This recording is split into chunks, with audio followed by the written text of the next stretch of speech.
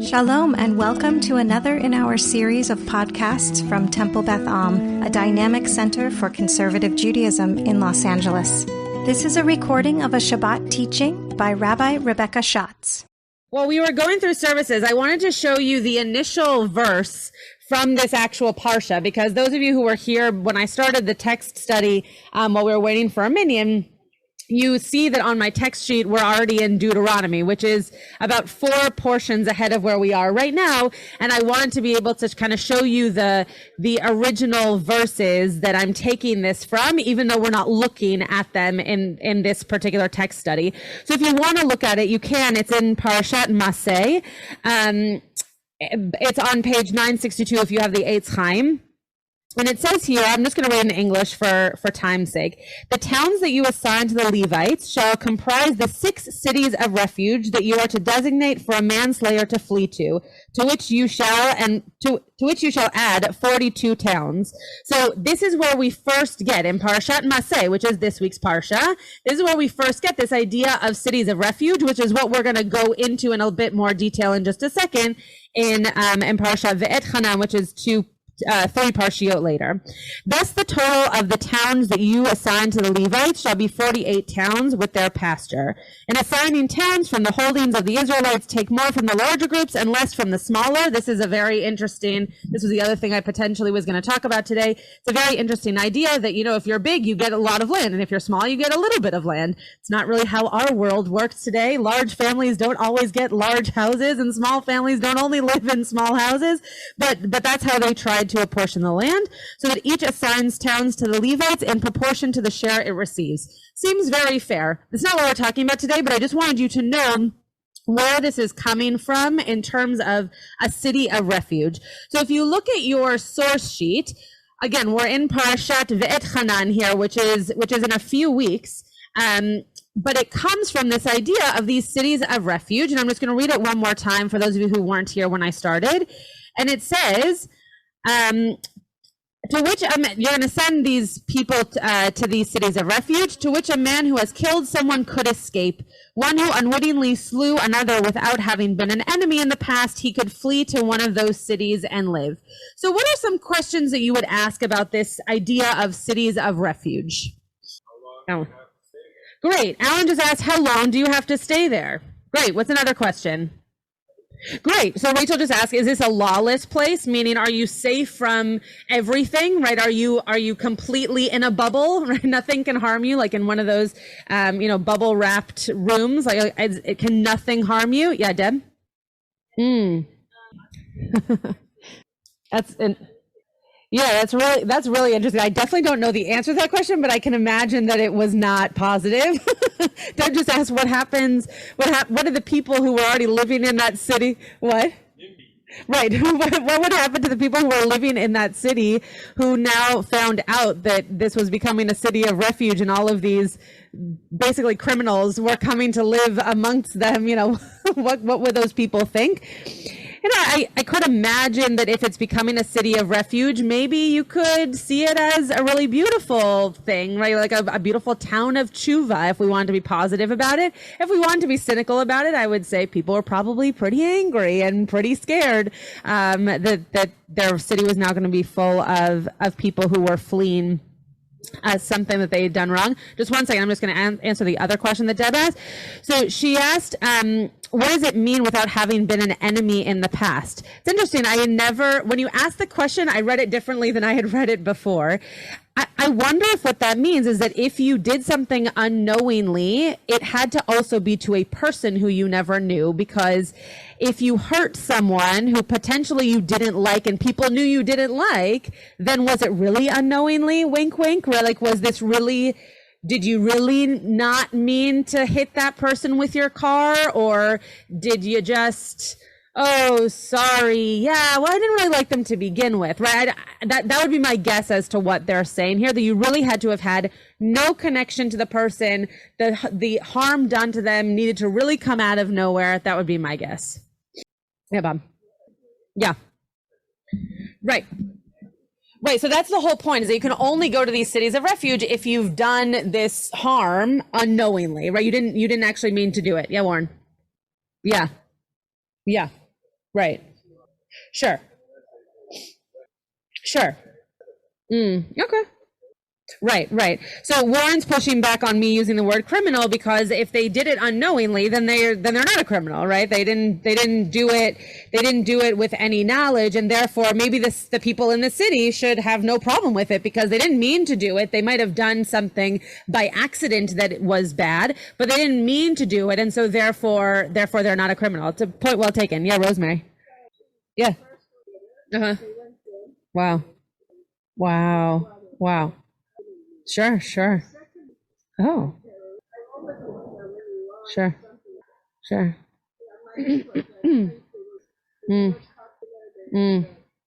Wow.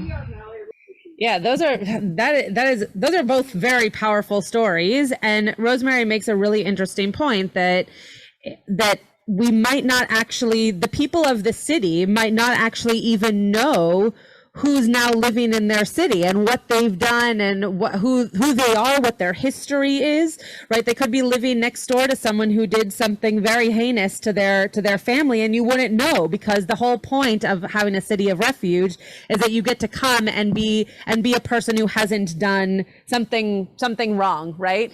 In your case, obviously, if the person literally was living next door, they did do something wrong, but it's a really interesting point that maybe we all live in modern day refuge cities, right? Where we're supposed to take a person at face value and not judge them for where they might have come from or what they might have done. Very, very interesting. So the question that, Tybal, I can't hear you, unfortunately. So I see that your hand is up, but I have no sound on the field. So I'm not going to be able to hear your question, but you can ask me another time. The question that I was wondering about from this was also, what can you bring with you? Right? When we think about people fleeing a place, whether you're a refugee in modern day or you're living in a place with natural disasters or what have you, you are constantly thinking about what to take with you. The last Yizkor sermon I gave, I used the example of my grandparents who live in Brentwood, and unfortunately, because of the fires, they've had to think quite a few times about what do we take from our home if we have to evacuate. So what I was thinking was when this person has to flee, again, completely overwhelmed with emotion because they didn't do something that they meant to do, but now they have to leave their home so that they can find refuge. They can find safety from the law, from people who might be out to get them, etc. What are they allowed to take with them? And this piece from the Gemara, it doesn't really answer my question, but I think it's a really beautiful element of an answer to this question. So it says in Makot, which is, I don't know, Chaim, did you ever learn Makot? Yeah, Makot's not a part of the Gemara that we really learn too much, but this is a very beautiful piece from it. Rabbi Yitzchak says, what is the verse from which these matters are derived? So we're in the middle of a piece of Gemara here, so we're kind of jumping right in, so the context is a little bit off. But it says, it is written, and he shall flee to one of these cities and live, right? He shall be in one of these refuge cities that we just read about it from Deuteronomy, meaning perform some actions for the unintentional murderer, so that life in the city of refuge will be conducive to living for him. All these steps are taken to facilitate that objective. So make sure that the person feels comfortable, right? They shouldn't feel like they have done something that now causes them to live a life that is uncomfortable, that causes them to live a life where they're constantly looking over their shoulder. That's the whole point of the city of refuge, that they get to go somewhere where they can be a person who lives in safety, without fear, etc. It continues. The sages taught, in the case of a student who was exiled, so a student who unwittingly committed some kind of something, we're using murder here in the beginning of Makot, so I'll continue with that example. But if a student did this and they are exiled, his teacher is exiled to the city of refuge with him or with her. Right? So your teacher actually goes with you. You don't go alone, you go with your teacher, so that the student can continue studying Torah with her there. So if you are a student and you've been told you have to go to a city of refuge, now all of a sudden your teacher has to go with you. So what are some questions you have about this? Yeah, Alan? Okay. Okay. Great. So this might cause a lot of disruption for this teacher. What if the teacher has a partner? What if the teacher has other students, right? What if the teacher has a livelihood outside of just teaching? All of a sudden now your life is being uprooted by your students' actions. Irv? Yeah. Mm-hmm. Mm-hmm. Mm-hmm. Mm-hmm. Mm-hmm. Mm-hmm. Mm-hmm. Yeah, yeah, it's a good point. Interesting. Yeah, Warren. Mm.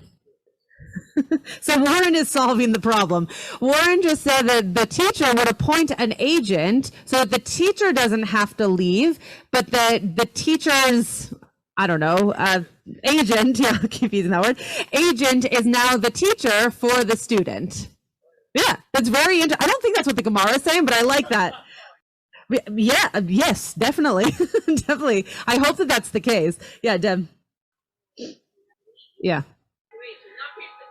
Yeah, it's extremely affirming for the student because now not only do you feel like you're going to be cared for, but you also know that you have somebody with you. You're not alone, right? Which is not how we think of our own society today, right? If we tell someone they have to go somewhere else, whether it's the refugee crisis from multiple places right now to go to different countries, or it's just our criminal system, right? We don't say, oh yeah, bring your spouse with you, bring your teacher with you, bring your best friend with you so that you can have company.